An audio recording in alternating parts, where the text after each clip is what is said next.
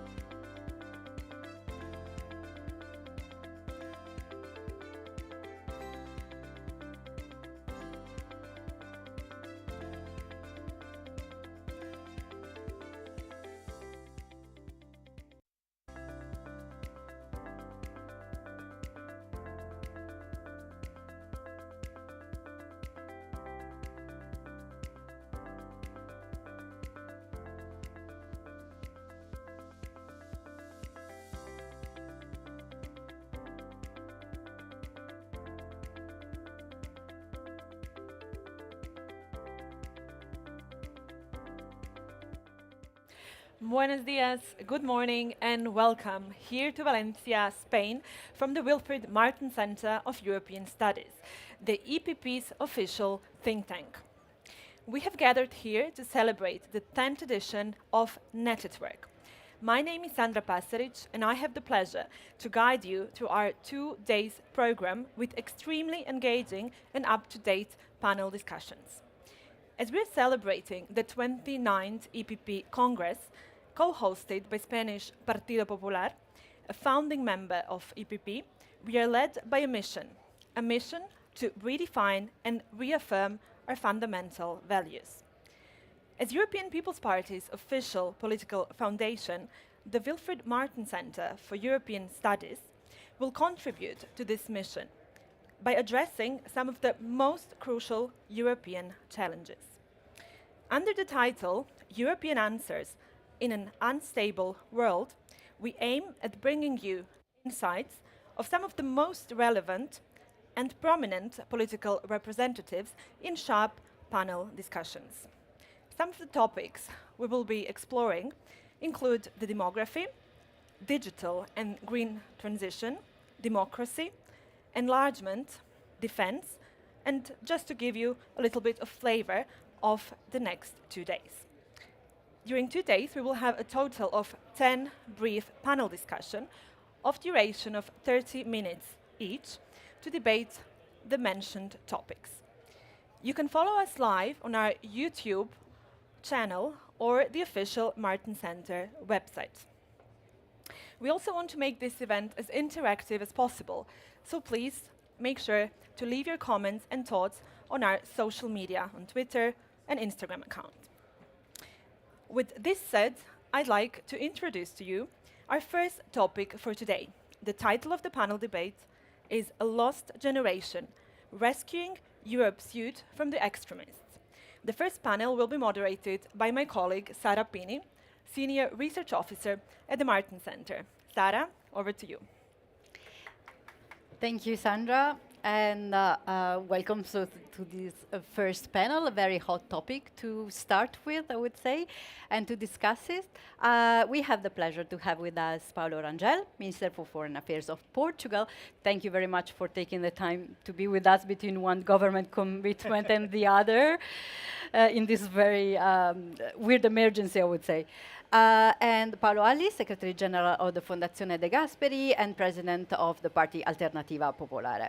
So we only have 30 minutes, and it's a quite vast topic with several dimensions and factors to take into consideration. So I would say let's, without further ado, let's dive right in, and let's start with what is probably the most visible of this dimension, which is communication.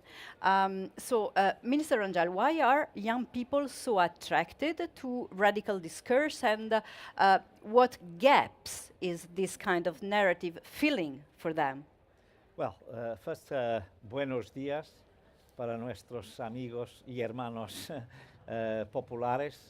And then, of course, to say hello also to Paulo, and it's a pleasure to be here in Martin Center and to again discuss in a deep manner all the issues that really concern European citizens.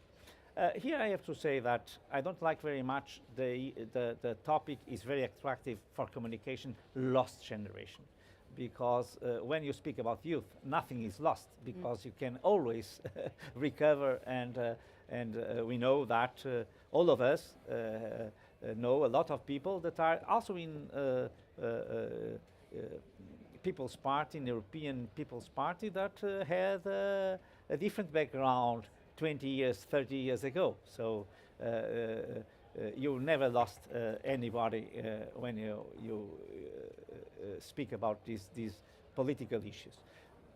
Something that is very important to say is that, of course, there is radical approach, but there's a lot of people in center-right, in moderate right, that are young people. So youth probably is, I'd say, more distant from left, and then from center-right, center, and moderate right, and of course also some radical right they are attracted. This is a picture that I can have in different European countries. Then what I say is, as you said, communication is very important. When you look about special social networks, radical right proved to be much more efficient than the traditional parties, than the traditional movements. And this is a reason for some popularity and visibility of radical right in the young generation, not speaking only about people that have the right to vote, but even before. When you speak about teenagers with 12, 13, 14, 15, 16, they are very much engaged in social networks and also with some attractive, I'd say, communication of radical right. I think that the most efficient way to attract these young people, to bring them to our, I'd say, mainstream message, is to be, it's not only communication, is to have efficient policies to education and to first jobs and to housing.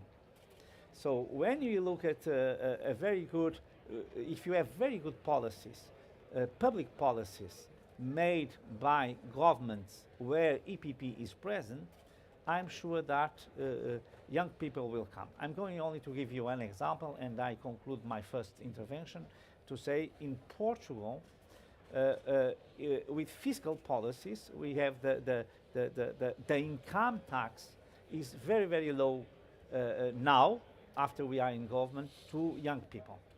This gave to the ones that are working a net income much higher than they used to have before. And the truth is that a lot of people that were hesitating between radical right and sometimes radical left because of housing and so on, because also in housing tax we have changed things for young people. These really changed. You know, when you look at the polls, you see that they are very much with us. Why? Because we have to retain talent in our own countries. We have also to give them an opportunity.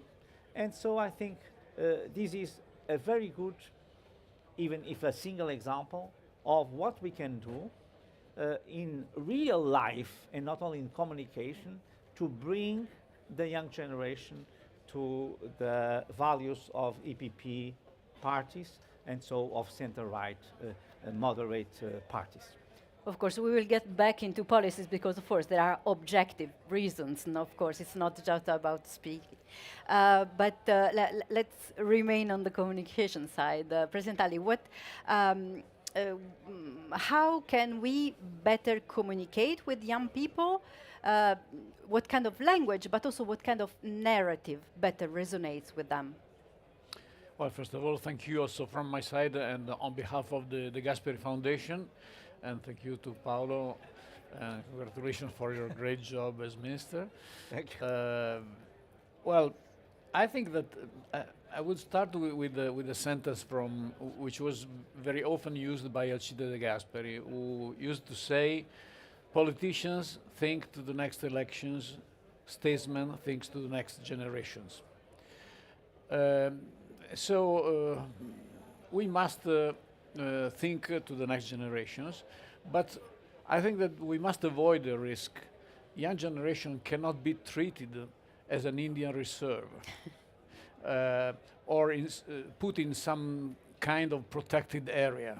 They must be involved in the political process, but I should say the social development process in a fully integrated way. This is the first thing, also in terms of communication and narrative. If we use the young generations as a small part of our world, that will not reach them in terms of communication. They will not believe, because there is another problem, that young generation, electorally speaking, are not interesting for the politicians, because the votes from the very young generation are not so important, are very fluid and so on. So our politics is normally much more concentrating on people intermediate age or older one, because votes are more important. So I think that young people understand and feel this distance from politics because we are going, we very often treat them as something which is a part of the problem and not a part of the solution of all the problems of our society. So I don't think it's really a problem of language because most of politicians are using social networks, TikTok and blah, blah, blah, and sometimes being not so credible because myself, I tried to use TikTok and I said, stop it at my age, it's better to leave it to other people.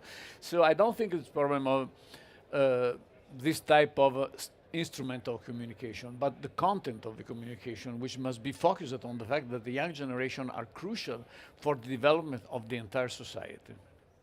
Yes, exactly. And so basically, from what you say, it's not just about what it said, but also who says it, right? And we know most populist and extremist party have what Max Weber would have called charismatic leaders, although maybe not exactly the way he envisioned. Is there something from their style that our parties could draw inspiration from to better speak with young people? Well, yes, I think so. Of course, charisma is a very difficult thing to define. You have it, you don't have it, you acknowledge, you recognize it, but you don't know what are the ingredients that make someone charismatic. This is clear. And so it's something that even sometimes is only revealed in very precise contexts, opportunities, where there is a crisis and someone really has the, let's say, the capacity, the vision to see what to do when everybody is a bit paralyzed. And so charisma is something that is not easy to describe. It is true that they are very successful in communication. Again, coming now to your first point. And that also has something to do with non-credibility, because what I see that some leaders do is something that you would never expect from a responsible politician. What means that this works very well if you are in opposition, saying that nothing works, and then you have a very funny thing with a small pet, with stealing something from a street or from an office, and then laughing and doing these kind of things. But if you are in government, if you are a mayor, then you have to take very serious decisions, and there is a kind of, I'd say, inconsistency. It's not consistent, this profile with the need to take very serious decisions. So it's really difficult to say, but I'm sure that we have something to learn in political terms with their communication. That I think we have to be humble and to acknowledge that something has to be learned. The problem is that what is the consistency of the message at the end of the day? Because you can do something that is very funny, that will have, I would say, thousands and thousands of likes, that will have millions of followers, but then when you have to solve a problem, this doesn't help you, because this means nothing in terms of policies, in terms of solving the problems of the people. Mm-hmm. It works very well as a protest. And of course, people, they have a lot of reasons, and young people also. For sure, we know that all the movements of protests in the past were always also very, very, I'd say, moved or very leaded by young people. We saw that several times all across history. It's not nothing new. And so the capacity to protest and to show that discontent and to show that something should move and that we have to do some, I'd say, really disruptive change, this is a very young generation attitude. And this is okay. But then the problem is, what are we going to do in terms of constructive policies? So we have really to have here a mix, because if you are a leader that is very, very popular with all these kind of scenes and small movies and things like this. At the end of the day, you won't be credible to be the leader in difficult or challenging times. And this is something that we have really to be careful. So, speaking of charismatic and inspirational leaders, but someone who is also consistent following with policy, my mind immediately goes to Alcide De Gasperi. It's a common passion that we have. I was at the last School of Politics that your foundation is organizing every year, and honestly, I was really surprised to see with how much enthusiasm his message was received by all these young people. How can a man born in the 19th century can still speak to today's youth, and maybe what lesson can we draw from him? Well, I think that the answer starts from what Paolo said just before regarding the charisma. We are doing a lot to let the person of De Gasperi known around Italy and around Europe. We have made a lot of initiatives as foundation because last year was the 70th anniversary of his death. He was a prophetic in all his views, particularly regarding common European defense, which he said if we don't, he looked at the common European defense as the main way for a political union of Europe 70 years ago, and we are discussing exactly the same thing today. But I think that there are some aspects in the identity of this great father of Italy and Europe. First of all, interpreting policy as a service. Alcide De Gasperi had the courage to die poor, so said his daughter Maria Romana when there was the inauguration of the hall in the European Parliament dedicated to De Gasperi. I remember I was there, 2007. I remember she said, "My fathers had the courage to die poor." So he never got advantages from his political role. There is a very famous story that when he was leaving to the United States in 1947, January 1947, was very cold. He did not have a coat. He was so poor that he did not have a coat. And so a friend borrowed him a coat, and so he went with the coat of a friend. So young people are very impressed from this because one of the distances from politics is that many young people think that politicians just are there to make their own interest. Alcide De Gasperi was the demonstration that it was not so. Then coherence. There is no one single word in the entire life of Alcide De Gasperi which was not consistent with his principles.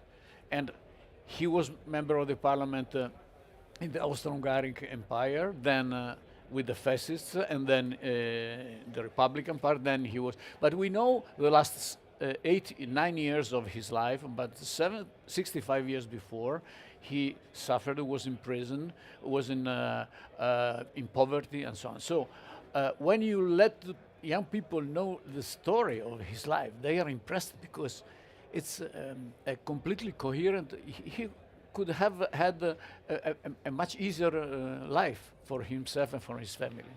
And then another point which is impressive is the openness to all the experiences. When the Democrazia Cristiana, his party, won the elections with an absolute majority, and he could have ruled the country alone, he opened the coalition government to other parties, to include most of course, not the communists, but liberals, republics, and so on.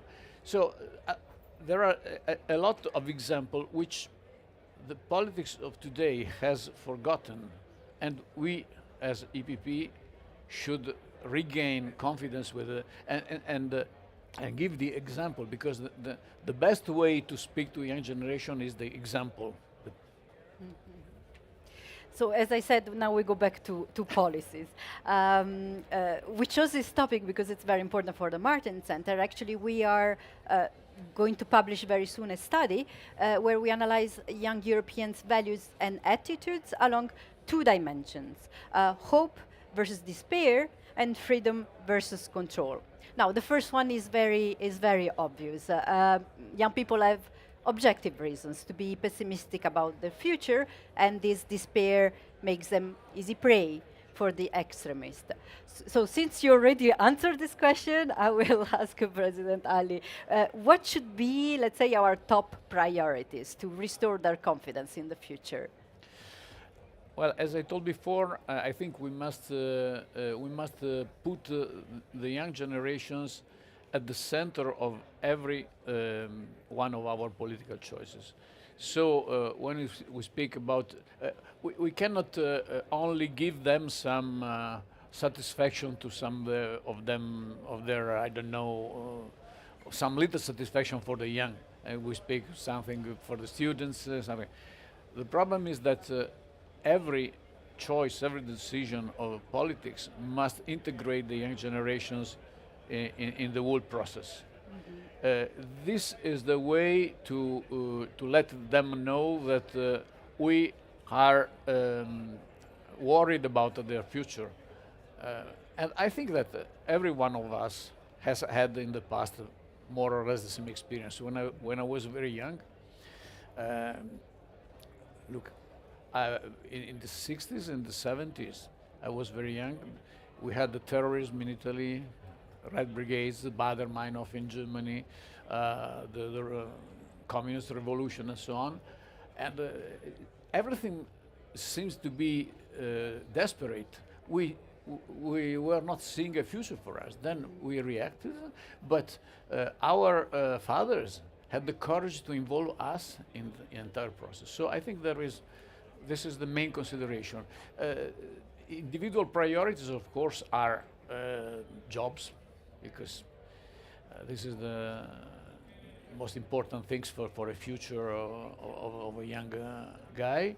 The possibility to have a family, and so policies for families, for children, otherwise we are going to a demographic disaster. And generally speaking, the possibility to go on with this European way of life, not thinking about other types of approach because now it's very easy to say it's much more effective and efficient what Putin does or what Xi Jinping does than what democracies do. So this is also another point, because young people don't understand why democratic processes are so slow and so sometimes vague and moving. So I think this is the way, in my opinion, to involve young generation in our decisions. Okay. So this was, as I said, the first dimension. The second dimension that our study explored is freedom versus control. And the study showed the significant difference between young women who aspire to more freedom and emancipation, and young men who, especially in Western Europe, are tilting toward the desire for more control, meaning traditional values, traditional role models of the past, and therefore are more attracted to the extreme right. What do you think we could do to close this widening gap? Well, let me only elaborate very quickly also on this issue of expectations. Because one of the problems that we have today that feeds radical movements is that people have an expectation that is frustrated. But sometimes these expectations are quite high. Because if you look at the societies of the past, in a certain way, the average lives better than before. And it is true, we should not be very paternalistic. Sometimes people speak about housing. When I was 25 or 27, if I wanted to buy a house, my interest rate would be 30%.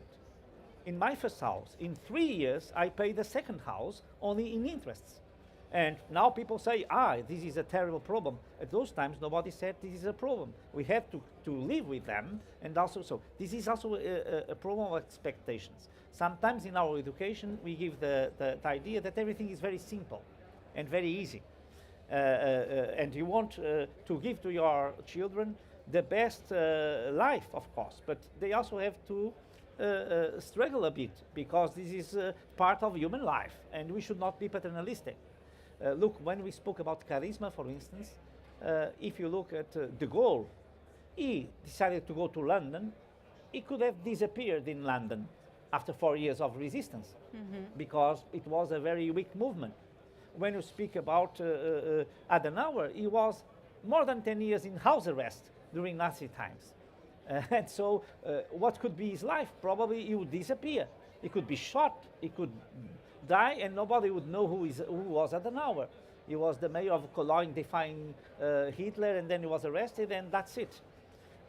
So to say that, we also have to see that even these very beautiful narratives, people that really then made the difference in our political field, in our political, they suffered a lot when they were waiting for the time where they really make the difference. Even Churchill, that has an adventurous life, he came from aristocracy in England, but during the 30s he was considered as someone that was a totally crazy guy and a very, very strange person. To say this, then let me say, I'm quite worried with these numbers, that, by the way, they confirm something that we can see sometimes in our day-to-day life. But it is true. Why young women, they say that? Because equality is not still there. We have progressed a lot. We should not despair to say we didn't do anything. No, it is really amazing how women and young women came from total invisibility to a very, very active role, but equality is not there. That's why young women say we want more freedom, because they think they have still to improve.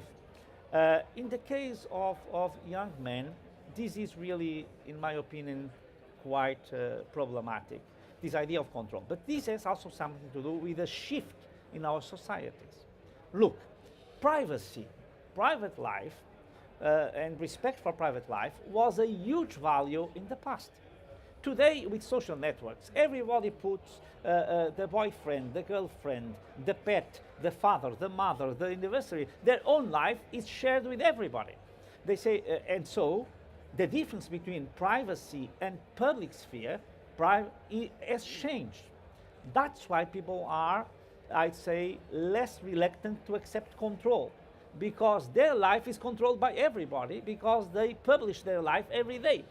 And so for them, this value that was something very important in our human rights core changed. But here I think we have really to be more pedagogical, because it is true that democracies, as Paulo said, they take more time to decide. But this young generation, they don't have any idea of what is living without freedom and under control. Because if you go to some societies where you are crossing a street, and if you don't respect the light, green or red, what is bad if you don't respect, but you have immediately in your public profile a minus to say that now you are not entitled to have 30 days of vacation, of holidays, but only 27 because you didn't respect one single norm. And we have societies where this is what is going, what is happening every day. Everything that you do is scrutinized by the public powers and has an impact in your life. You will immediately change your idea about control. They only say that because they don't know what it was to live under freedom. That is my perception. And so here we have to be very pedagogical, defending the democratic values, because EPP values, Wilfried Martens' values, are the values of freedom and of free societies. That's a very powerful message. Thank you very much. So let's conclude with a very quick question. Is this generation really lost, or can we still rescue them from the extremists? I think I already know what you're going to No, answer. of course it is not lost. This is, again, sometimes we think that the times that we live are really the golden times. And then this was also what was going on with Aristotle and with Plato. So 2,500 years after, we are discussing that, oh, in our time things were perfect, but now with this wild generation, everything is lost. No, of course we can believe in the new generation. We have a responsibility to transmit some values, of course, but also to learn with them. Something that I learned with a very charismatic leader of our party, Cavaco Silva, is in his government, there were always people that were Secretary of State and ministers that were 30 years old, but also 75 years old, and he was more or less 50 at those times. So we have to have interaction between generations, and this is the main thing that we can have.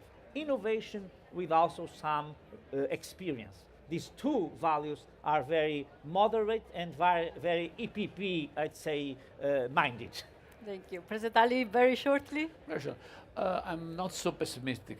I share the opinion of Paolo. When I was 20 years old, 25, I was considered a lost generation. because what happened in the 70s was so terrible for the older generation. But with a pact between different generations, we were able to overcome this situation. I think the same today. And I agree that we must not be paternalistic, but we also must not make the opposite mistake, like it happens in many families, that the parents are not going to be mothers and fathers, but friends of their children. So everyone has his role in the society and in politics. So Totally agree. So thank you very much to both of you for this very, very interesting discussion. And then back to Sandra.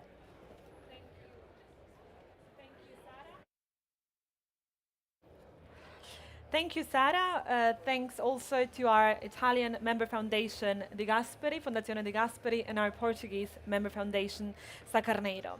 This was our first panel. We will now break for a little bit less than half an hour, then 15 minutes, I'm sorry, and we resume at 12:45 with our next panel discussion on European neighborhood. Thank you.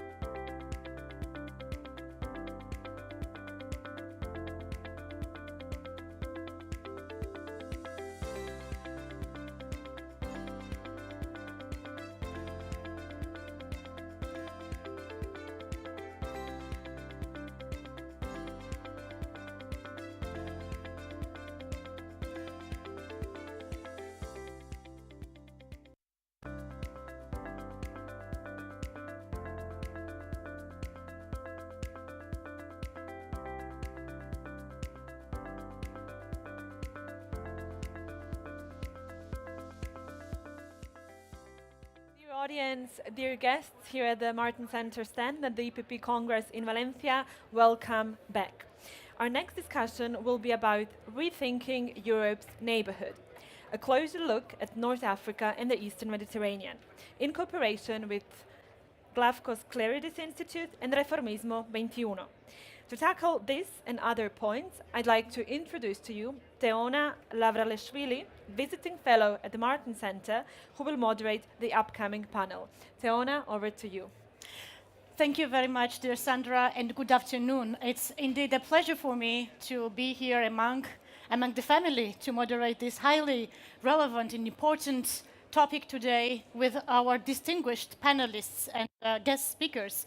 Of course, in the face of current geopolitical landscape and shifting dynamics from China's increased foothold in Africa and beyond, also, of course, we are seeing uncertainty when it comes to the US foreign policy and engagement.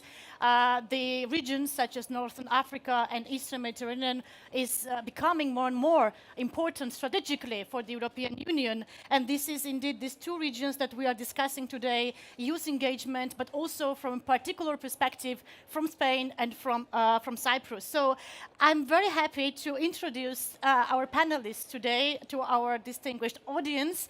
Ambassador Ramon Gil Casares, we are very pleased to welcome you. You are a former Spanish ambassador to South Africa, Sudan, to the US, Egypt, and now Director of International Relations at Reformismo 21. And Mr. Haris Georgiates, Member of the Parliament. You've been, of course, you are a Foreign Affairs Chairman at the Parliament, and of course you've been also the Minister of Finance, who has steered a very important reforms, economic reforms, and went through a crisis successfully of Cyprus. So thank you very much for being with us. We have only 30 minutes, and this will be a dialogue format.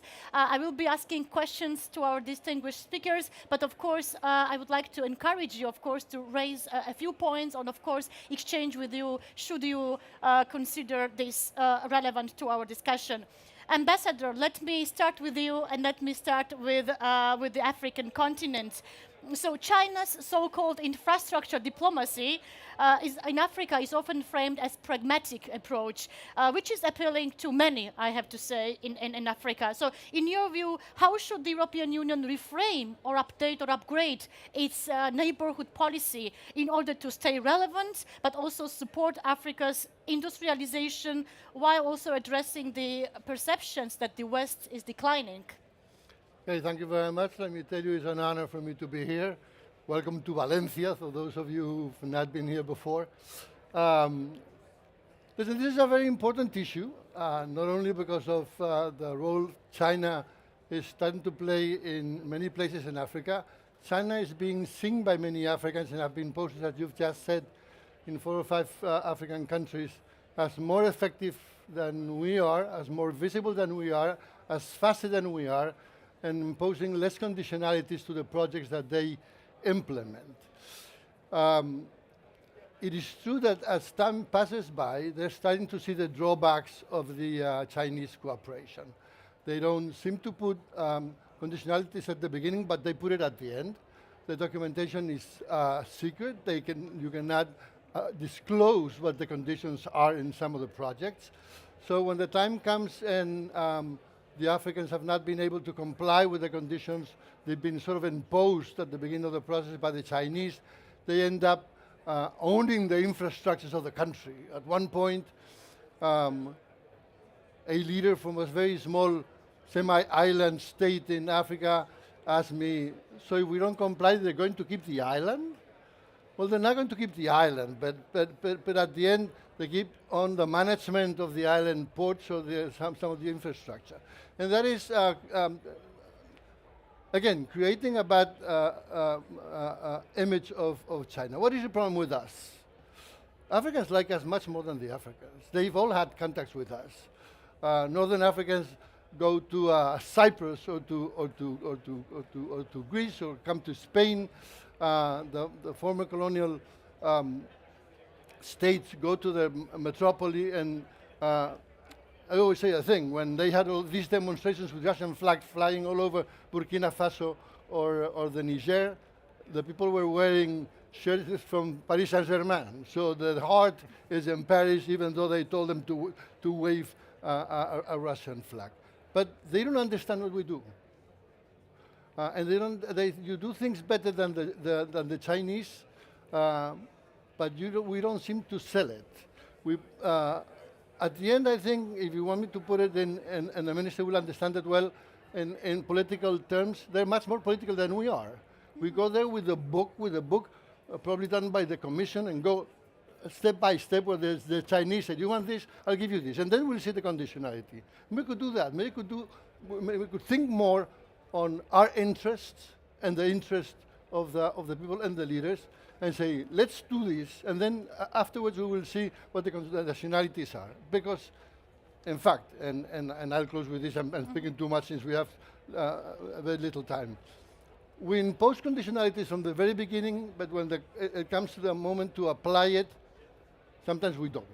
I've been ambassador to Egypt, and we kept on imposing human rights conditionalities, and there were countries who could not afford to do that. And at the end, they were not profiting from us. We had bad relations with the government because we imposed human rights conditionalities, and many of the countries, and I guess the minister knows well, could not do it, and they were right.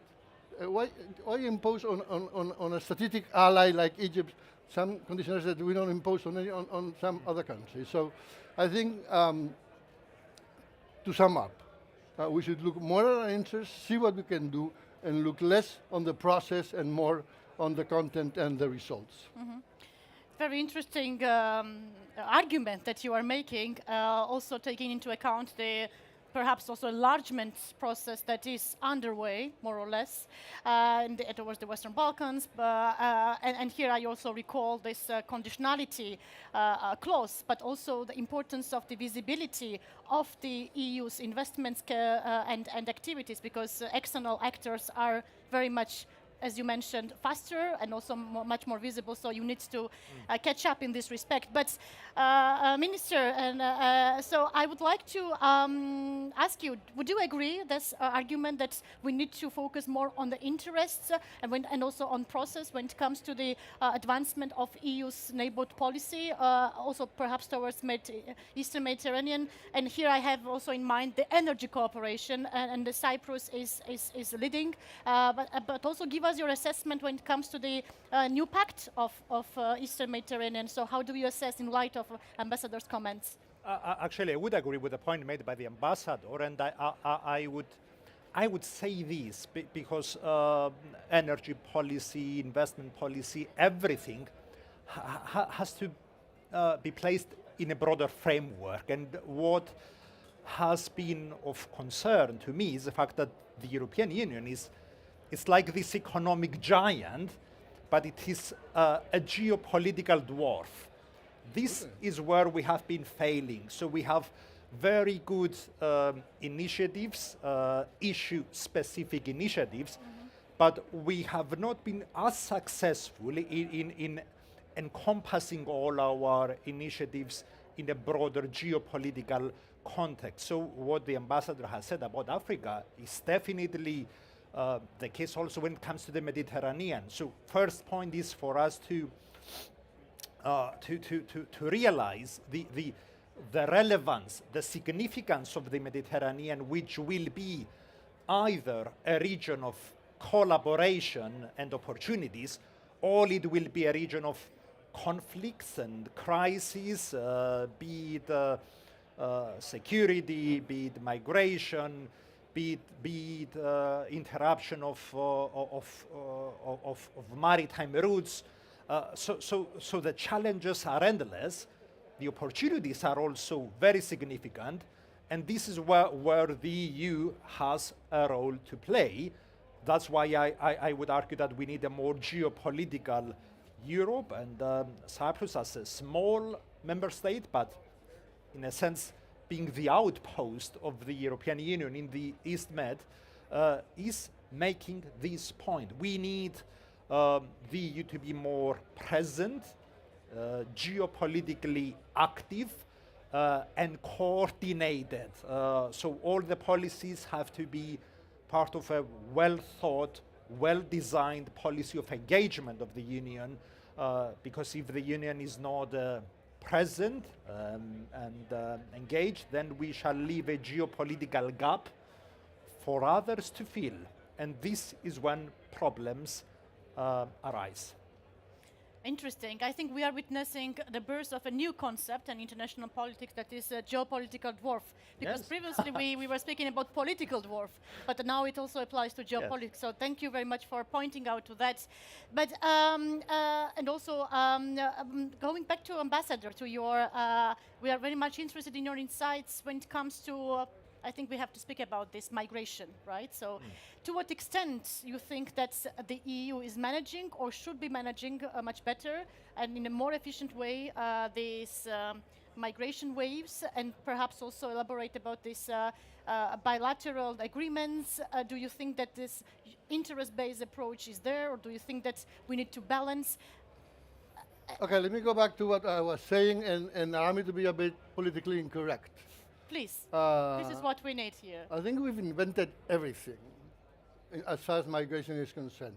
We speak of the countries of origin, the countries of transit, the countries of destination. We ask the cooperation from everybody. We have to do investment in the countries of origin, see if the countries of transit will be a bit more flexible towards us, to see if they can repatriate the irregular migrants that come to Europe. But at the end, like with everything in international politics, it's a matter of willpower. Do we have the willpower in our neighborhood? This neighborhood policy that's been dealing with migration for so long, and about Cyprus. We do know, and I don't want to name names, but some of the closest countries to us on the other side of the Mediterranean sometimes claim that they don't understand the accent of the 14, 15-year-old kids when they arrive to Spain, so they cannot take them back. I remember when I was Secretary of State for Foreign Affairs saying a former ambassador, one of those countries, listen, if I find a 14-year-old Spaniard, I understand the accent coming from whichever region they come. Don't tell me you don't want to recognize they are yours. They are yours, but you don't want to accept them. So if you don't have the willpower, we can sign as many treaties as we want. We can sign as many projects of development as you want. At the end, there has to be a willpower on their side, and we have to be able to, I hate to use the word impose, and I'm not going to say it, to convince them somehow that they have to cooperate, or otherwise, whatever we can do otherwise. It is true that in the case of the North of Africa on the western side, we have a problem of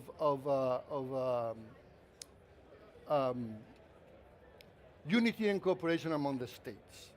So they created the famous, the Arab Maghreb, and the fight between Algeria and Morocco makes it very difficult for them to cooperate on a large-scale project in terms of cooperation. At the same time, on the countries of origin, either in the Sahel or in sub-Saharan Africa, you frankly have leaders who, because of the domestic situation, sometimes don't care very much about some of the people that are living in their countries. And with that being a reality, it's very difficult for us to work. I think we've been very creative in doing all sort of cooperation with the African state, be it formation at the shores, projects to bring migrants to form in Spain or in the rest of Europe and send them back to given projects, but you cannot do this at an industrial level, if you allow me.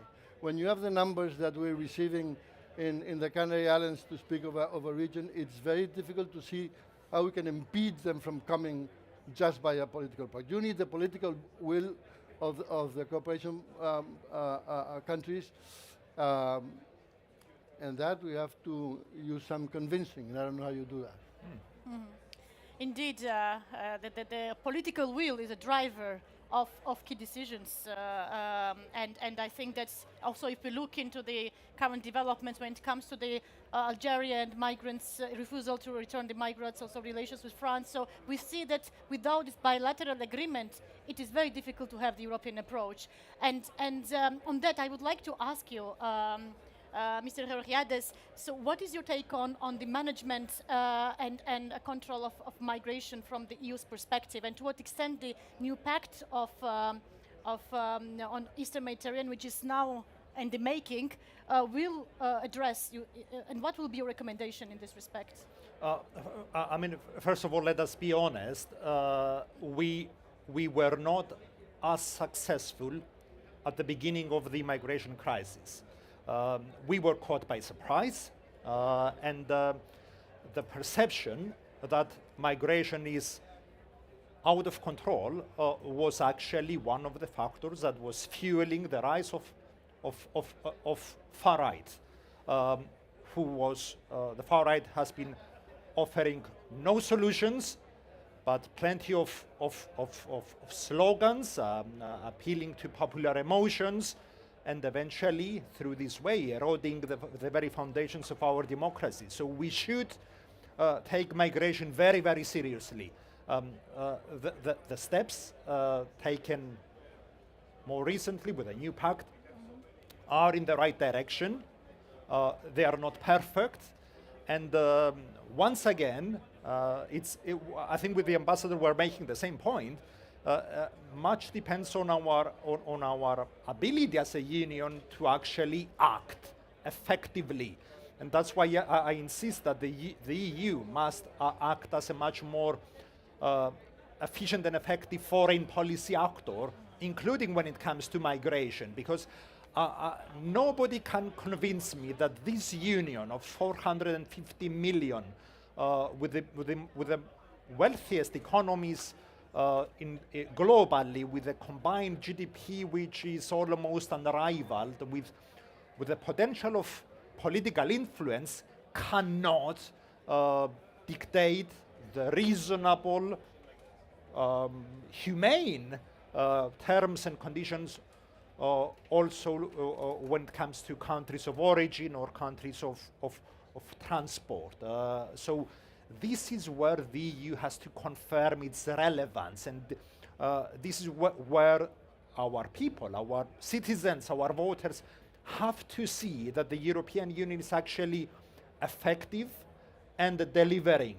And it relates to my main point that we need a European Union which is not only strong and cohesive, but it is also willing to take the political decisions and to see the implementation through.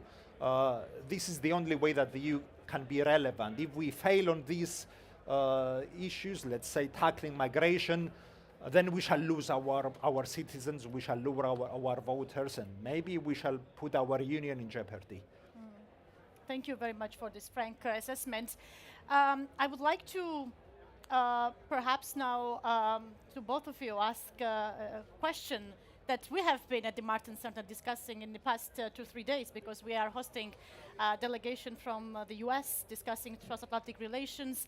And it is, of course, very relevant and interesting to observe to what extent the changing nature of the EU's foreign policy and lack of engagement, perhaps, and this you will elaborate on that with a kind request, affects the EU's engagement in Northern Africa and Eastern Mediterranean. So, Ambassador, how is your assessment of the US foreign policy in these two regions? And what lessons are we learning?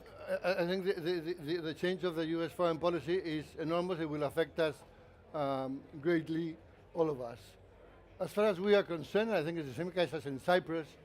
Our neighborhood is so close that regardless of the policies of the US, will be involved in the north of Africa. I mean, Morocco is 14 miles away from Tarifa. If next time we do the EPP Congress in Tarifa, you will see it. You will go out from the window of your hotel and you will see Africa on the other side, see Morocco on the other side. It's impossible for us not to have a political dimension of our relations with Africa. Morocco is one of our most important partners, as Algeria is. One of our largest embassies is in Morocco. We have I don't know the numbers of consulate, 5 or 6, the numbers of cultural centers, number of Spanish schools. So our interests are immense. Our controversies also. The issue of Western Sahara, as you can understand it, that's something I don't know whether Trump will get involved in, where we have a difference with Morocco, because that's a former Spanish colony subject to a process of self-determination, and depending on the solution that you have, Morocco reacts in a way or another, sometimes using migration as a leverage, something which is a bit uncomfortable. And by the way, now that we have a European special envoy, maybe we could invite them and hear his opinions before he leaves on some of the new proposals that he's going to make. But let me go back to Trump. I think the problem with Trump, in a more general basis, is that he's unpredictable. So for the time being, we don't know what he can say. He says one thing one day, maybe he doesn't do it, or when he does it, he goes back the following day. But for us Europeans, it's a bit painful when they say that the European Union has been built against the United States, or that we're an enemy of the United States. That's alienating the sympathy of many of our citizens towards the United States. And I think it's basic that we keep that link, the transatlantic link, alive. Sometimes it's difficult. I don't know how that will evolve if we go into further discrepancies with them, if they would be involved in the policies of North Africa or the African continent against the European interests, but I doubt it. Frankly, I doubt it. Thank you. What is your take on, especially from your background as a former finance minister? You must have an interesting observation on tariffs policy as well. But of course, let's. I mean, tariffs, everything. I am not in a position to predict the outcome of U.S. policy. I mean, I think it is impossible. But for one thing, I am sure it is yet another wake-up call for us, for the European Union. We've said it again, of course, when Russia invaded Ukraine, that it was another wake-up call. And before that, Brexit was a wake-up call. And the Draghi report was a wake-up call. I think it's about time that we did indeed wake up. And I think the EPP has a very clear role. This is the role for the EPP to lead a European, let's say, revival. We cannot depend on US leadership when this leadership is maybe not forthcoming, when US policy is ambivalent. Take the East Med. During the Israel-Hamas crisis, regrettably, it was not the EU which was, let's say, leading the international intervention, despite the fact that the EU collectively and through its member states is probably the largest donor in the region when it comes to financial assistance. But politically, we were not there. It was the US.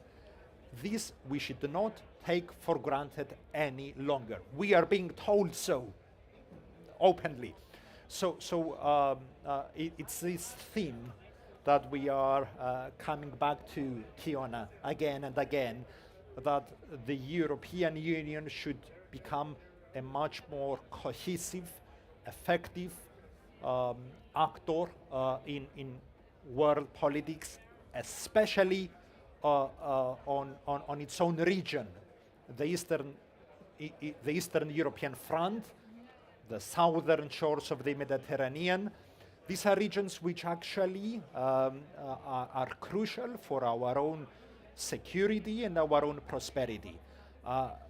Hopefully, things from the other side of the Atlantic will not be as bad as they seem so today, when it comes to tariff, when it comes to US engagement with European security. I hope that we shall remain strategic partners with the US, but we cannot continue to and to rely for our own security and prosperity to Washington. We should do what is required from us. This is the role of the European Union, and this is the role of the EPP within the European Union. Very inspiring, thank you. But I have a question here. The question is how, and I would like to ask the ambassador. So let's face it, we also have internal problems within the European Union when it comes also to disagreements, let alone also the institutional architecture, also enlargement. We know that we need the consensus on major foreign policy, on all foreign policy decisions. So how to become the relevant actor and geopolitical, not dwarf, but a real actor, not only in the neighborhood, but in the region that is relevant for the EU. So what are the reforms? What are the interests? So what are the concrete steps that EU needs to take and its leaders? Very difficult question. Listen, it is difficult. It is difficult, and we all have in mind the ideas that would not be acceptable for any of us, like turning foreign policy into an area where absolute majority would be the rule instead of being unanimity. That is going to be difficult for many of us, or for all of us. And that's a basic tool that we maybe should have, and again, it would be difficult for us given the situation where we're in and the problems that we're dealing with. But the second one, and the minister was right, maybe after the statements, especially in defense policy made by the Trump administration, it's about time that we come up with a real defense policy within the European Union, that we fund a real defense for the European Union, and that we come up with armies sufficiently united and with military tools, to put it this way, common to our union, that would make us, I won't say a nation, but something closer to a unity, so a power that people would say, listen, you have to react to that. So we're the kings of soft power, but maybe it's come a time that we should be kings of hard power. And how do you do that? I guess it's difficult, and we'll have to walk a step at a time, but nobody thought 8 months ago that at one point we're going to say 3% of our GDP for defense, and we were going to be doing it, including our government, surprisingly enough. So yes, I think that the minister is right. We need to leave the dwarfhood, or whatever you call it, and go for the gianthood, okay? Or in the middle, at least. No, not in the middle. Let's go for the gianthood. What is your recipe for that? Very often in politics, identifying a problem is much easier than actually finding a solution. This applies in this case. Also, we know that the European Union is this unique entity, not a unitary state. So we have to operate with what we have. But I did refer to a few of our, let's say, of our shortcomings. Let us not omit our great achievements as a European Union, which show the road, because what we have achieved in the history of European integration is nothing short of amazing. The banking union, the fact that we are now engaged in this global trade crisis as a union with one voice. These are tremendous accomplishments, and what we must do is continue the political struggle. There is no other way. We have to show leadership. We have to win the hearts and minds of our citizens. We have to do the difficult political work on every level. We need a strong EPP. I think this is yet another prerequisite. And we need to fight it out, because our future actually depends on succeeding on this front as well. Excellent. Thank you very much. I think these are the conclusions that we needed, this forward-looking, optimist, but also realist conclusions for the EPP summit that is ongoing, historic developments. I think that our conclusions also hopefully will serve to the future debates. Thank you. Please join me in thanking our panelists for today's events and discussion. Thank you very much, and over to Sandra. Thank you, Teona. Thanks also again to our member foundation, to Claritas Institute and Reformismo 21. We will now break for about or less than 1 hour, and we will meet again at 12:15 for the third panel today. It will be on Ukraine. Thank you, and see you at 2:15.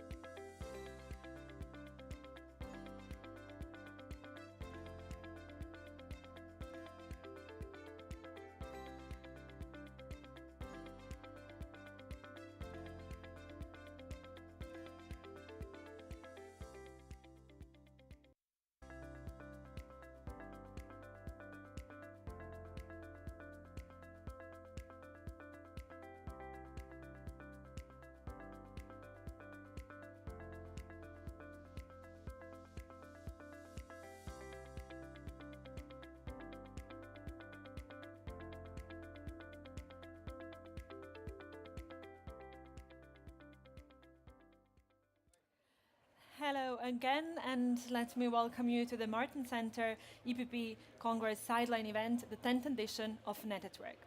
We are back with the next panel discussion titled Peace in Ukraine, How Compromise Would Affect EU-US Relations. This debate will be moderated by the Martin Center Policy Director, Mr. Peter Heffele, and we will do it in cooperation with our Swedish member foundation, JHS, and the Institute of European Right. Peter, the floor is yours. Dear Sandra, dear colleagues, thank you very much and a warm welcome. I'm really delighted to have our partner foundations with us. This is exactly the idea of the Martin Center, a not only trans-European, but as we have learned in our transatlantic dialogue the last 2 days, transatlantic relations.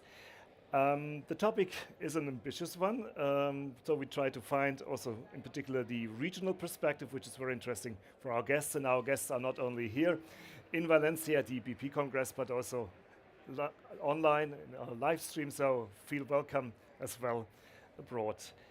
I think it's fair to say that the relation between the United States and Europe is undergoing a kind of critical phase, and I think most probably the most critical one since the Second World War. Everybody's talking about solutions, finding a kind of peace. I'm reluctant, frankly speaking, about peace and stability. We will see what promises, what hopes might be rectified, but I think we all agree that it's one of the most complex and consequential decisions we have to make over the next few days, weeks, and months. Well, I just looked into how many days the Russian invasion started. It's 1,161 days. It's almost unbelievable, and I don't want to think of the victims and the sufferings, but nonetheless, well, there are ongoing calls for a kind of settlement and what kind of compromises we are able to find. But you know, the closer you look to something, the more complex things sometimes get. Is it just about freezing front lines? Is it about recognizing territory, occupied territory? What kind of security guarantees can we, NATO, EU, whoever, can give to Ukraine afterwards? So there's a lot of things in legal, military, strategic and moral dimensions we have to discuss. I think everybody agrees that United States and Europe are absolutely vital, and that's more than ever a reason to come to common ground, despite some substantial differences. I think we should not be in doubt that the United States will continue their support. What kind of support, in which way, and what the role of Europe might be, is then very much at stake. We have roughly 40 minutes to discuss issues, and I'm very delighted if you really share your regional perspective, because, well, good from the United States, of course, but for you from the Nordic and the Baltic countries, I think their view might be a bit different sometimes from Central Europe or Southwest European countries, but the more interesting it is to have you here.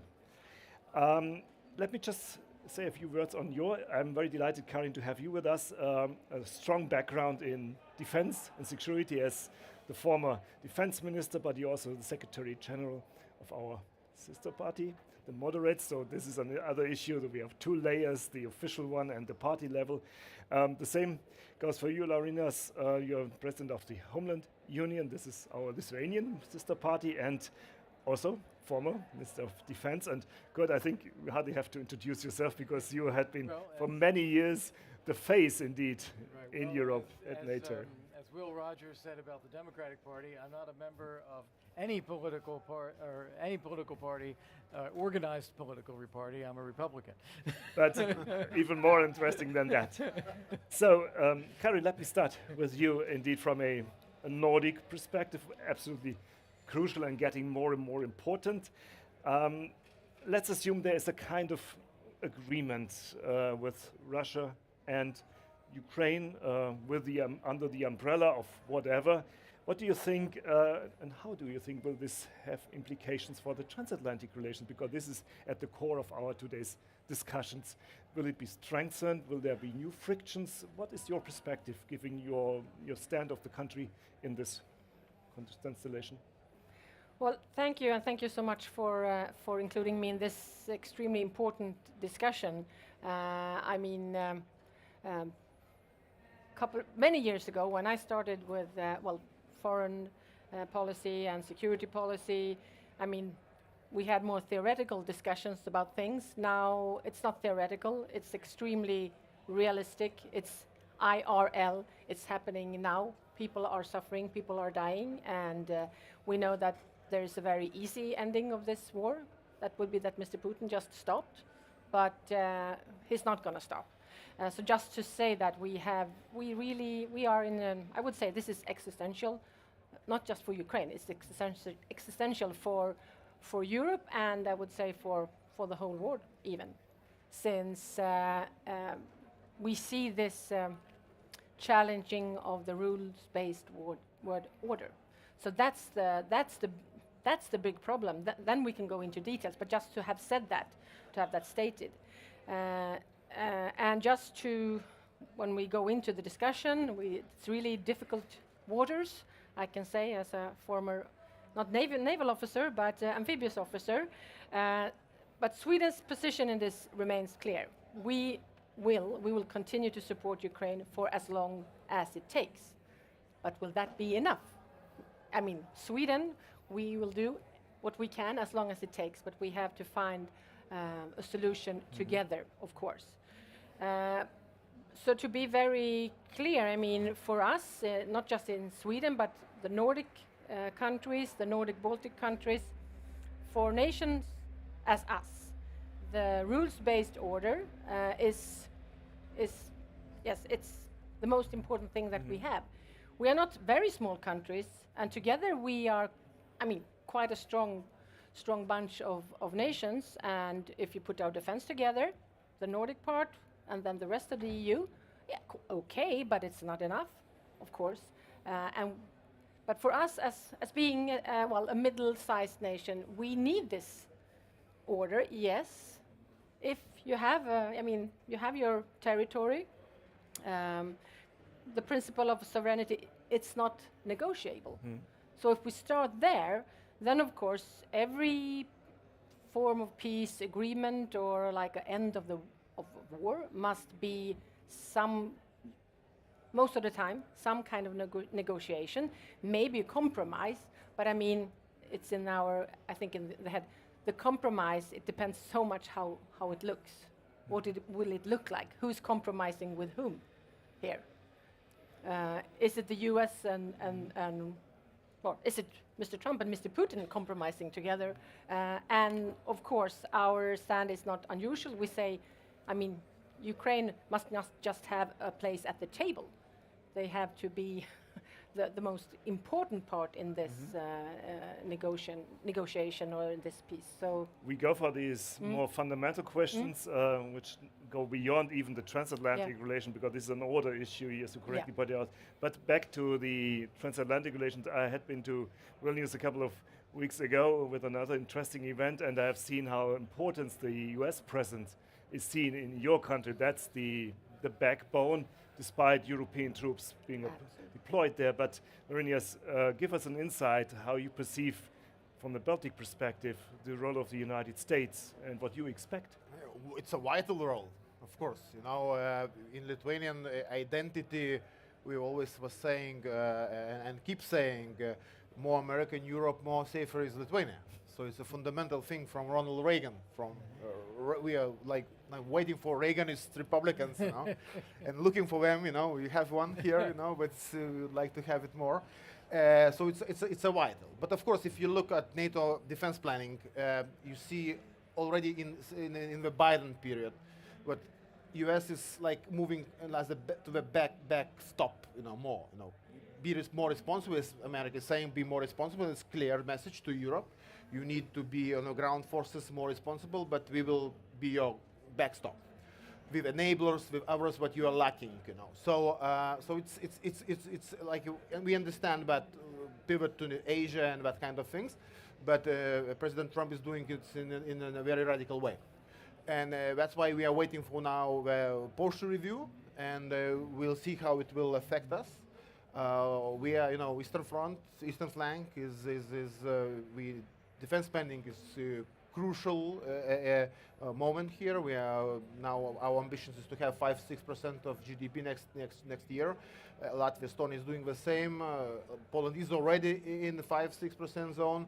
So we are hoping and willing to believe, what our attempts, our resources will keep Americans in eastern flank. That's why we are really sensitive on understanding what can be a kind of scenario. I will tell you one short interesting story. I was the chair of the Defense Committee, and we have Nordic-Baltic format. And we met the chairs 2 years ago in Germany to talk about a little bit European security and defense architecture. And one of my colleagues from the Nordic countries was asking German generals, tell me, which army in Europe is the strongest one? And German general said, Americans. Yeah, we know what Americans is strongest, but in Europe, Americans. So Americans in Europe is the strongest army. Maybe now it's Ukraine, but anyway, we have such kind of vital role here of America. So shortly, this is the answer. Well, good. Karen already alluded to the who is at the table. And this is one of the nightmares for Europeans, not only Ukrainians, that there might be a kind of negotiations across their heads. How do you think can we be better involved? What kind of ideas is currently discussed? So Karin and I agree on just about everything. And it's just that I would say things differently. Because I hear this all the time in Europe, that, Europe's not at the table. And I don't see it.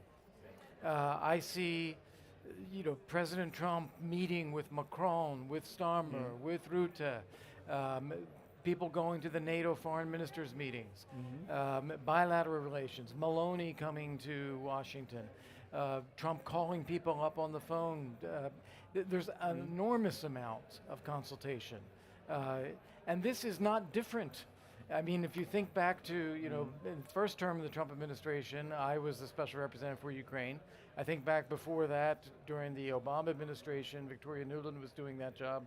Think to the Biden administration. It's always this movable feast of meetings. There's always these consultations going on. So I don't think that there's such a lack of consultation as people make it out to be. And the reality is that there isn't a table. People say, we want to be at the table. Well, that's great, but where's the table? There isn't one. There is no, Congress of Vienna with everybody, camped down for 3 months to just talk about one issue. It's these side meetings like that. Now, what I do see, and I'm actually encouraged by this, I see Trump emphasizing burden sharing and rebalancing the burdens within Europe, but I see Europe saying, yeah, you're right. We have to do this. We need to take on more ourselves. I'm encouraged by that. I'm not encouraged when it is packaged in Europe as, well, we can't trust the Americans anymore, so we have to fight back. That's not no, it should be that we're rebalancing our common efforts here, which is going to make it more sustainable for the future. So I think that is very good. And just one more point on Ukraine. I see Europe coming forward with parts of the solution. When we talk about deterring future Russian attacks, I see Starmer and Macron taking the lead on European security assurances and a European reassurance force that would be there. That's going to be a very important component of going from a ceasefire, which is where Trump is focused, to a long-term stabilization of the conflict so that Ukraine can be safe, Europe can be safe, and Ukraine can integrate into Europe. You put one word right in the center, that's the trust issue, and we have extensively discussed this over the last days. I think our foundations are very much in favor of strengthening this transatlantic relations, but there's a long way still to go, and I do not discuss which side is right or wrong. I think that's the basis, and all these assumptions on not being at the table is, I think, rooted in this fundamental, trust to rebuild. But Karin, you and both. My point, and I don't think you said it either. My point was that Ukraine must be a part of the deal, not that every European country must be at the table. So, that Ukraine, it's a must. Same point applies. Ukraine is consulted all the time.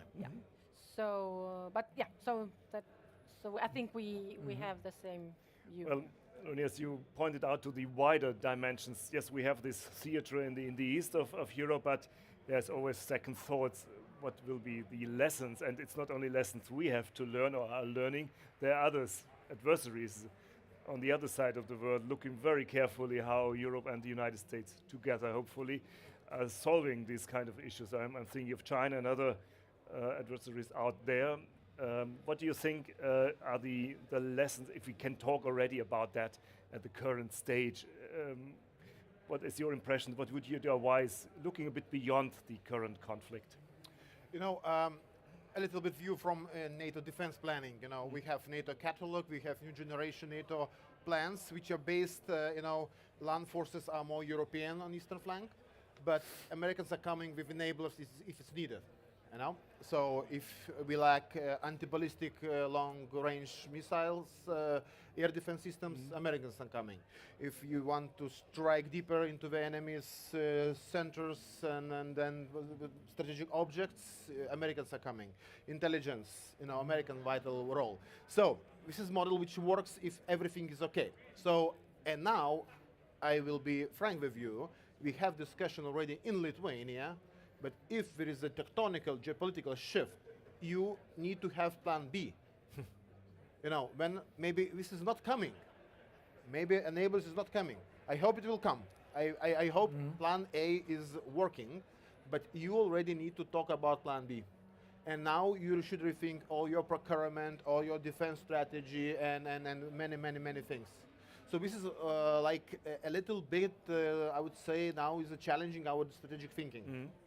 That, Kurt, affects the roles, the self-perception of both of us. As you, Lawrence, pointed out, there is a lot of things underway. I think the promises, and we got the messages finally. But how do you think will this affect the current architecture? You had been ambassador to NATO. We have a lot of discussion in Brussels. Is this a European NATO in 10 to 15 years? What might be the framework? Yeah, well, first off, I think what Laurinus is talking about, again, phrasing it differently, we simply don't have enough defense capability. And the US has been doing a lot, and as a proportion of total NATO country defense spending, we had gotten up to the 75% range of total NATO country defense spending. That's too much for the US compared to everyone else. It is beginning to rebalance. Europeans are taking more on. It needs to keep going in that direction. And that should allow Europe to play more of a leading role on the security issues within Europe, while the US has to build its capabilities as well, but to deal with global challenges, particularly coming from China. And what I hope is that even though we're going through a period of some friction in US-European discussions right now, we don't, lost in that is not the fact that we have a shared interest dealing not only with Russia, but dealing with China. So that the US may take on a bigger role because out of necessity we have to deal with China.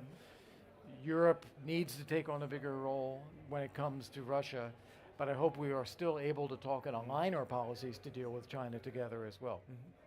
Karen, the move of your country to NATO was, I think, the most important in post-war history, but now you are also leading to some extent, not only in capabilities, but also in strategic discussions. We did not touch upon the Arctic, for example, or other issues. So how do you see the rebalancing the efforts and how to maintain? Because one of my biggest concern is if there's a kind of settlement, the pressure is off, and then we, some at least, might, good old times might be back. Well, I hope that at least we have learned our lesson to really, I mean, to not go down too low when it comes to defense capability as a whole. And as you know, we have doubled our military spending the last 4 years, and we are now leveling up even more. We had like a ladder up, and that is even more steep with 300 billion Swedish crowns in 10 years that we will, for once loan. That's not common, but we have seen this is so important. So we can use the fact that we have stable state finances, so we can do this. But I think, I mean, and I do agree, the rebalancing is totally necessary. We have to do that, and it's maybe Mr. Trump has a very blunt way of saying it, but it's not new. We know that, and I don't know if this was what it takes this kind of wording, but still, this is something, a homework that we have to do, and we have to continue to do it. But it would be nice if we can find a more common way forward, so it's not like seen as there is a conflict. Okay, we have issues, and we look into the issues and we solve the issues, and we promise each other to this and that, and then we continue forward together. So that is what I would like to see. But I think it's really interesting now to see several European nations stepping up, and maybe this could be an EU moment also for security, both when it comes to security and when it comes to economy and competitiveness. And so let's see. But I think for many of us, the combination between security policy issues and then the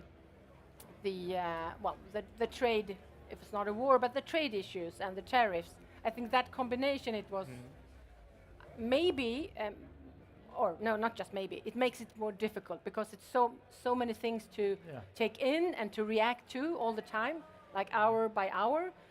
So we really have to, I think, take a deep breath as well and think, okay, what is important? What do we have to prioritize? Both when it comes to, maybe some changes in plans and in preparations, and maybe in the dialogue as well. Not just run away and be very, very, concerned and worried, and see, we have to be optimistic but also pragmatic at the same time. Well, yesterday we had the opportunity to meet Andres Kubilius, the new Defense Commissioner, also for space, which is often forgotten.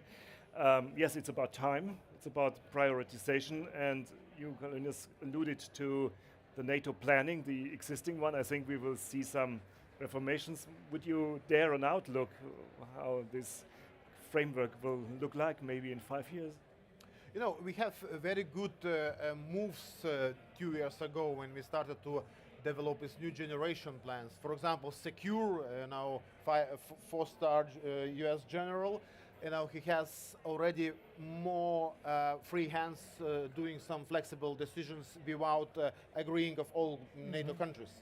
We need more flexibility, for example, readiness, logistical lines, trainings, exercises as a deterrence factor. So it's a good way forward.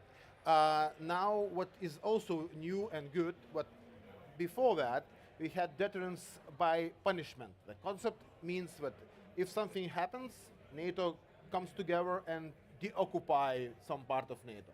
Now we have deterrence by denial, to have so much forces in eastern flank or where is needed with reinforcement which should deter when it's needed. No? So it's a good thinking, good shift, I would say. And now our defense plans of NATO is based not only on the assumption what we have today and we gather and trying to do something, but we need to do, what we need to have, what kind of capability targets we need. So it's a good way of thinking. The problem is, of course, political will. Europe has resources, but we already more than 3 years in the war. We have new production lines, but not new factories of defense industry.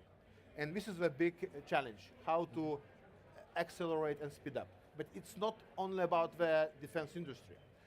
Russia is thinking what their quantity in some stages can become its quality, when quantity transforms into quality. Because NATO and Western Europe, they compete with Russia with the idea that we are more technological progressive. We are technological superpower. We can strike some crushing strikes into Russian territory and they will push back. Maybe they will push back, but we are quantity and they can come back. That's why when you need to create a real defense and deterrence architecture, you need to talk not only about defense industry, not only about weapons, but also about manpower, about conscripts, about armies, which are shortened in some countries of EU, of NATO, European NATO, 2-3 times since the Cold War, end of Cold War. So you see how it's challenging the situation. That's why we need, to rethink our, strategy. But it's not so easy to do it because it's identity, that kind of things.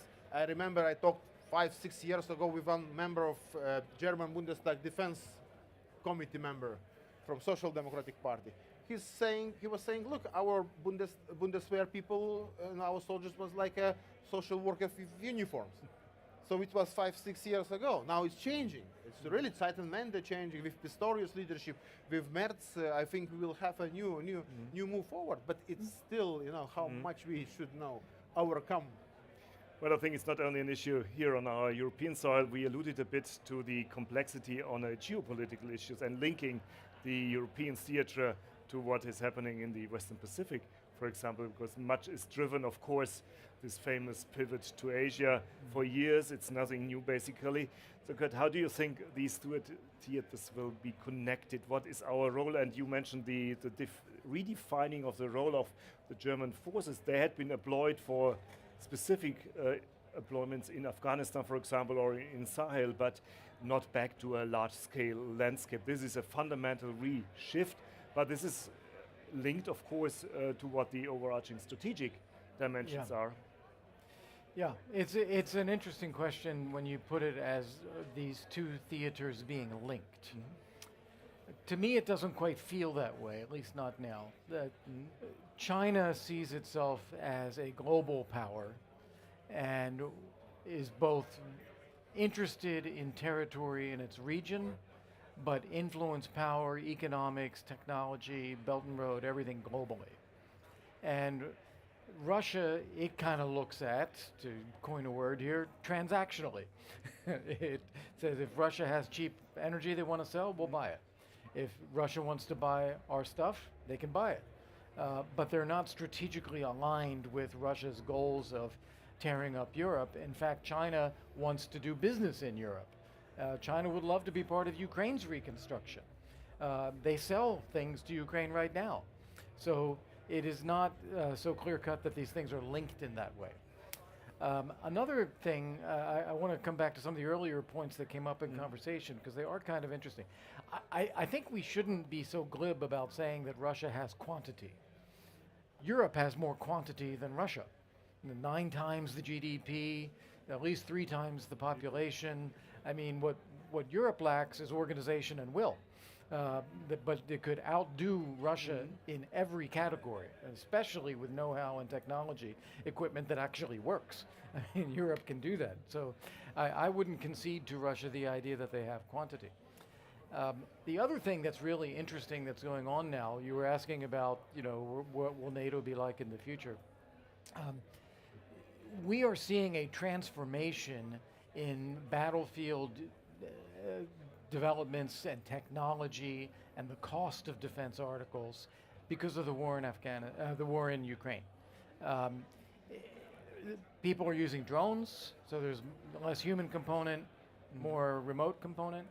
These drones are cheap, and what the Ukrainians talk about is a cost-to-kill ratio that has been driven way, way down because of the Ukrainians' use of this. This is something that NATO needs to learn from. We have to integrate this technology and this know-how into what NATO is thinking about as it looks to defense in the future. Otherwise, we're going to outprice ourselves. What we produce and do will be too expensive to be effective. Well, we focus very much on the military issue, but some of you already alluded that it is very linked to trade issues, to other issues of the global order, and talking about the US-European relations, and there's much more at stake. Maybe you could widen our discussion a bit into how things are affected, for example, by reconstruction of the Ukraine. There was not a loud outcry on the mining issue, but I think it misses the point that there's a huge opportunity for both of us also to reshape our own economies, because this is intrinsically linked to each other. Some thoughts on that side beyond pure military considerations? Well, it all depends. But I think, when we join up, when we team up, Europe and the US, we are unbeatable, and that goes on almost every field.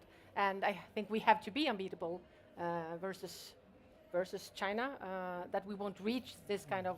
There is, of course, a kind of race, but we would like to postpone or try to at least, I don't know, make it less dangerous, maybe a race against China. And if we team up and have maybe not exactly the same goal, but I mean team up, then everything would be not just more easy, but it would be good both for the American citizens and taxpayers, and for the whole of Europe, not just the EU, and also I would say for the rest of the world, with something stable, not disruptive all the time. Because if you see the political development in, well, yes, both in Europe and the US, we see that, and also in Latin America, disruptive leaders seems to be quite popular at the time, because, yeah, people are disappointed. They haven't seen their standard of life. They hasn't gone up. The salaries are not raising anymore. So, and what's left then? So people are disappointed, want something to believe in or on, and the disruptive way of doing things stir things up, and sometimes you need to shake, not just stir, also shake. But what's the end game? That's what I'm would like to have more discussions about. Well, you alluded also how to convince people. You have been both or still active politicians. So imagine how to sell this story we talking about on a very abstract level, but imagine you are on the marketplace. You have to tell your voters what is in it for you. What's the key message? I take the word again, but I think in Sweden we have extremely high support both for military spending, and we have like a political consensus in parliament. So there is a very solid support for defense spending and for the EU, and support to Ukraine. So for us, we have already sold it, but we have to sell it to more, not just in Sweden. If I'm answering your question, if I will take this debate, Russian quantity and quality, I agree absolutely. If you look at the numbers, Russia is like a Netherlands GDP, but the problem of the West, of the democracies, we have elections, we have political cycles, we have protests, we have everything. It's not it's a good thing. I mean, but if you want to compete with Russia, which is autocracy, which from generation to generation was autocratic regime and tradition, when your citizenship you understand as a obligation of a leaders, what he said is right and we're gonna do it, and that's why when the business people from Lithuania is also asking, so you gather everything together in you and you can strike these Russians who are so small and weak, looking just simply statistically. But it's autocracy which can mobilize, they don't care about human, resources and many other things. That's why sometimes we need more political will and then the change in our approach. And here in our countries, and now in Sweden and in Finland and also in the Baltics, we understand if we want to deter and defend ourselves, we need not only mechanization, equipment, regular army, land forces, but we need also a whole of society approach. You need at least to show what your nation have a will to defend your country, because the Russians are counting if their enemy in their eyes will defend the country or not. The biggest mistake in Ukraine, we really had a plan of 2-3 weeks bringing uniforms in the tanks for a parade for May 9 of 2022, because they thought that Ukrainians will not resist, and that Ukrainians resisted. And it was the biggest mistake by Russians, by Putin, by their intelligence. So will to defend is also important driving force for deterrence and defense. But Kurt, convincing the American public isn't either. Right. No, but I think that the American public understands risks and threats and challenges out there in the world. They want to have the strongest military in the world. They see China and Russia both as a threat. The public does. I think Trump has tried to engage Putin as a way to end the war in Ukraine rather than confront Putin, at least so far. Maybe that will change, but so far. But I think the public understands that these are real threats out there. So what can we Europeans do, if we can do something? You know, it's a simple formula. I was asked this question a year before Trump was reelected. And it's really, it's don't make assumptions about what's going to happen. We simply don't know. Do your own homework as to what the issues are, what Europe can do about it, what Europe thinks the right policies are, and what resources Europe can bring to bear. And then be proactive, propose things. Too often, the European default setting is to wait, worry, and complain. And that has to be overcome by being open, prepared, and proactive. Well, representing a European foundations, we are looking to the European level as well, and I think we agree that the nation states remain the pillar on European defense, but there is something in for the European Union. This is something we have to convince to restructure. I mentioned Kubilius' work, that is issues of market questions, procurement, how open are the new rules to UK and the United States. I think this is a tricky thing also in Europe. Some thoughts on that, and what would be the message we have to push back in Brussels, for example? If I may, so we have many challenges here. I am in favor of be open to Americans' procurement and participation in whole European projects.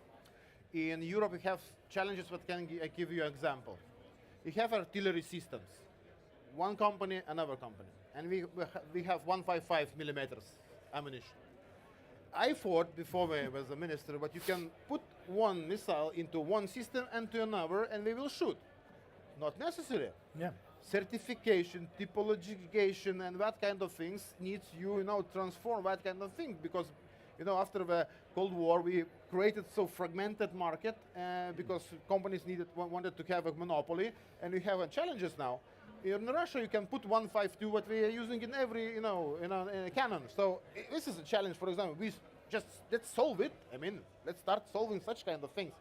So, and it's just start of problems, So absolutely, what on America, I also will be frank. I'm in favor of more procurement from America, but the situation when switch off of HIMARS, F-35 or something like this, it does not create trust here. Buying equipment which will be in some scenarios could be when they're saying we will strike deeper, maybe you'll not be allowed to strike deeper. So this is a problem, and this is a challenge. Yes, and to be fixed by investment in developing Europe's autonomous capabilities. I fully agree. If I were to give advice to Brussels, back to your question, I would be urging them to think more about the environment created in Europe for building tech industry and tech ecosystem. Right now, it's only the United States and China that are really leading in tech development. And if I were Europe, I would want to have my own European tech ecosystem that is developing innovations, AI, new technologies, and bringing that into a marketplace. So it's not only the US and China that are doing that. That's a point we at the Martin Center, for example, pointed very much on, because this was an underestimated and underinvested issue. There are a lot of obstacles, by the way, to overcome this and acknowledge the new reality of hybrid warfare. There is no longer any differentiation between civil and military issues. Some countries, my own home country included, is a tricky thing to overcome. But Karen, you had been very also responsible for the Swedish defense industry, which is leading in some parts. Where do you see this industry standing now?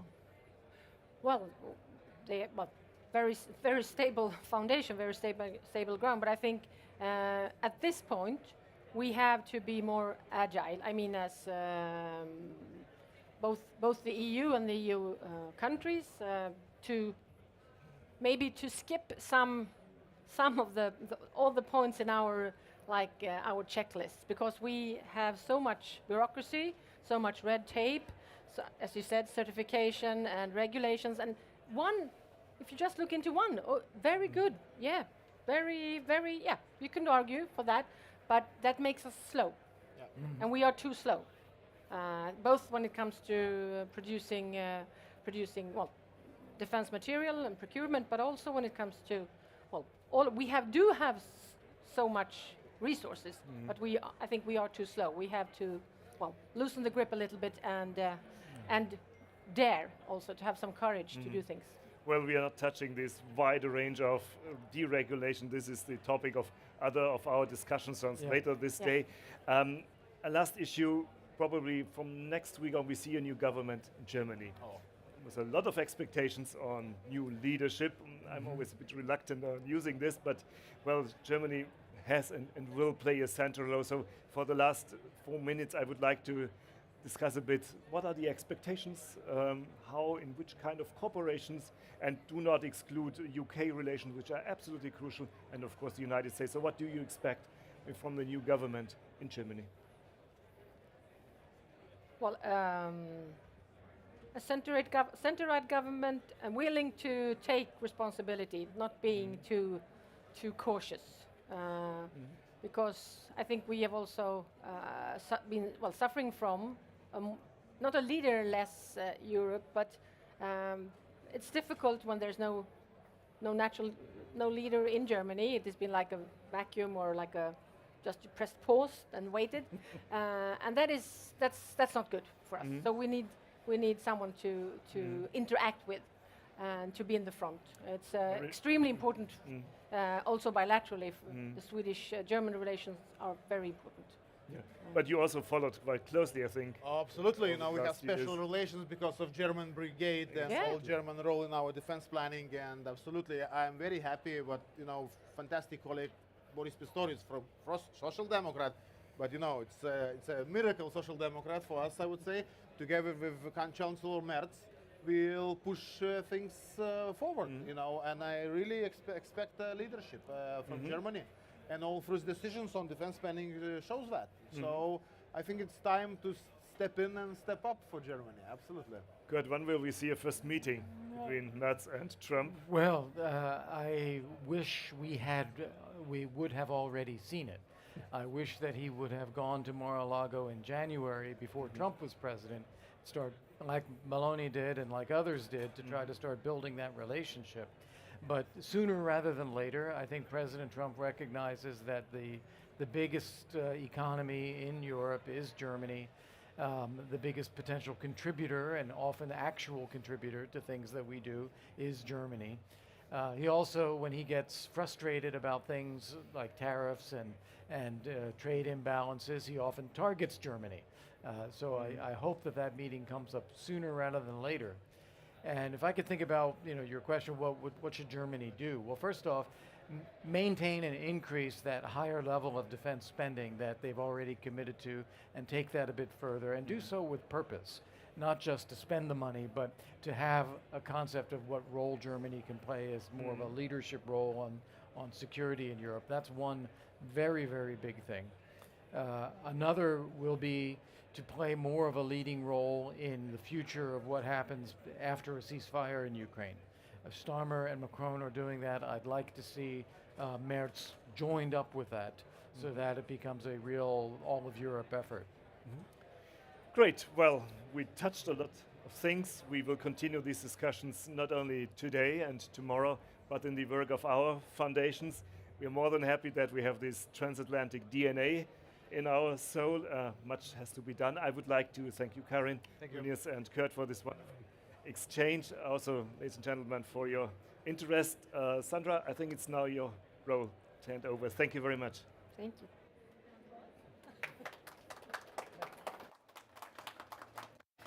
Thank you, Peter. This was our policy director, Dr. Peter Häfele, and this was in cooperation with our Swedish member foundation, JHS, and also Institute of European Right. We will now have a break, but sorry for the technical issues. But if you want to join afterwards at 3:30, please do so, because we are having another panel, and this will be with the President of the European Parliament and the member of the Martin Center Executive Board, Roberta Metsola. Please join us at 3:30. Thank you.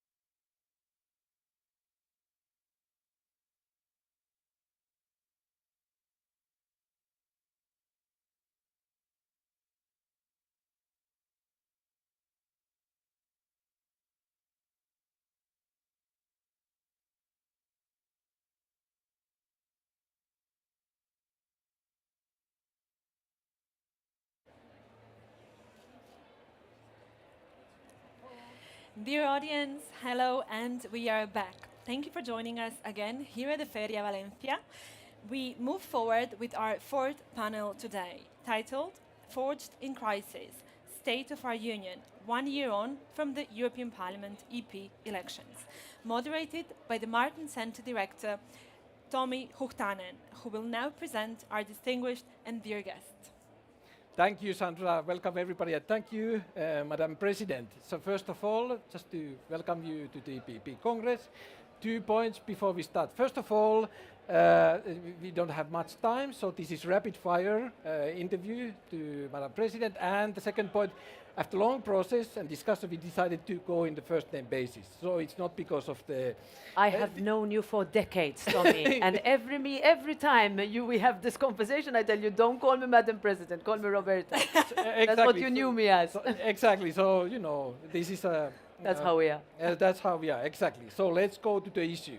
Now, more or less, we are 1 year after European elections. New composition, new dynamics. What's your conclusion? How does it look like? How does it feel like to be a president of the current parliament? So if I look back to 1 year ago today, when we were at the peak of our election campaign, where we were listening to citizens to see what they wanted from the next 5 years. Of course, the world is very different today to what it was 1 year ago. But at the end of the day, citizens asked us 3 things. They said, look, we would like to make sure that we feel safe. Yes. We would like to make sure that our children are able to find employment in the European Union, in this country, in this village that I live. And we want to make sure that we have a well-dignified life. And if I look to the result of the elections and the parliament as it looks today, you see that the result is a reflection of those 3 requests. And we, for the past year, have been working to deliver on those very basic requests. Against which backdrop? We still have a war on our continent. Yeah. We have a realization that we have not spent anywhere near enough on security and defense. We have realized that our processes were for far too long, too slow, too bureaucratic for our businesses. So we have reformed. We make our processes faster.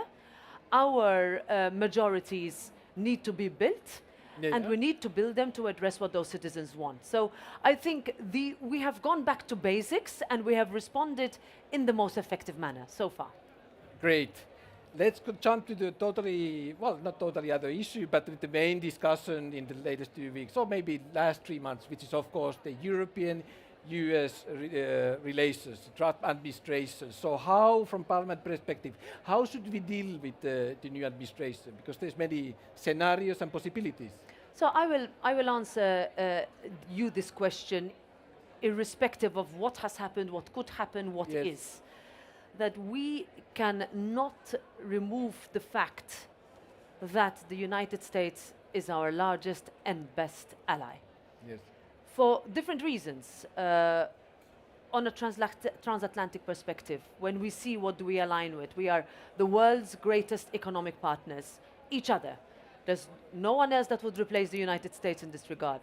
In terms of fundamental principles that we align over, liberty, democracy, protection of fundamental rights, these are the basic values of democracies, where we look at each other and we say, at the end of the day, our alliance has to remain strong. Now, how do we deal with it? How do I deal with it? So we have excellent relations with Congress. Yeah. We speak to all colleagues, whether they are Republicans or Democrats. I have an excellent relationship with the Speaker of the House of Congress, and we have a format for speakers within the G7 where we have very regular contact. I'm very often in the United States, and US members of Congress are very often in Europe. Where do we look at, and how do we look into this new, let's say, call it discussion? Because for me, I would always call for discussion and de-escalation rather than a road to the bottom, slippery slope of trade wars. That is not something that anybody would win from. Yeah. Everybody would suffer. The European Union would suffer. Each of our individual member states would suffer. But also consumers on both sides of the Atlantic would suffer. US companies would suffer. So this is something that we need to continue and use this 90-day pause to work on. In other words, de-escalation, discussion, and at the end of the day, I think a little bit of self-confidence as well. Indeed, indeed. I would go back what you said, made reference to defense policy, because indeed, according to the recent Eurobarometer, you know, there's a big change now in the opinion, especially Northern Europe. Northern European citizens are very much looking that the European Union should focus on the issue of defense. Defense issue where, you know, the competencies at the end of the day are rather limited. So from Parliament point of view, how do you see, how should we approach the defense issue, how to develop? Well, we have 4 years asked for more investment and the creation of a proper defense union. Yeah. This is not new. We have been calling for this, I would say, for almost a decade, where the Parliament had pushed for a white paper on defense. Why? Because we are directly elected by our citizens, and our citizens have been asking what they ask us today. Now, what do we realize today? Yeah. We understand that we have perhaps been over-benefiting from the so-called peace dividend for many decades. And as a result, our expenditure has gone down, our investment has gone down, and we have become comfortable to what we took for granted. But we can no longer take it for granted. We have a war on our continent, we have our security, whether it is from a physical security, cyber security, as a continent security, realized that we cannot only rely on other countries outside the European Union to come save us if things go wrong. So the reaction we've seen is a belated but finally welcome one, and the investment that is being put and the readiness to help even domestic production for many countries, you mentioned the Nordic countries as a case in point, in order to make sure that we also remain competitive in the area of security. Thank you. Next issue, I would go to issue which is very dear to you, I would claim, and I would also claim historic perspective that, which is the issue of Ukraine, what happened, and that moment when the war, the third invasion started, 22. I think you were the personality who really were, united and were the European voice on the European very clear position. Now we have the couple of last days, we had meetings with our transatlantic friends, and they very much were pushing and advising us that really Ukraine, you should really integrate them quickly, enlargement quickly. And so how do you see that, the whole enlargement discussion and especially as it comes to Ukraine, how to integrate them to our EU family?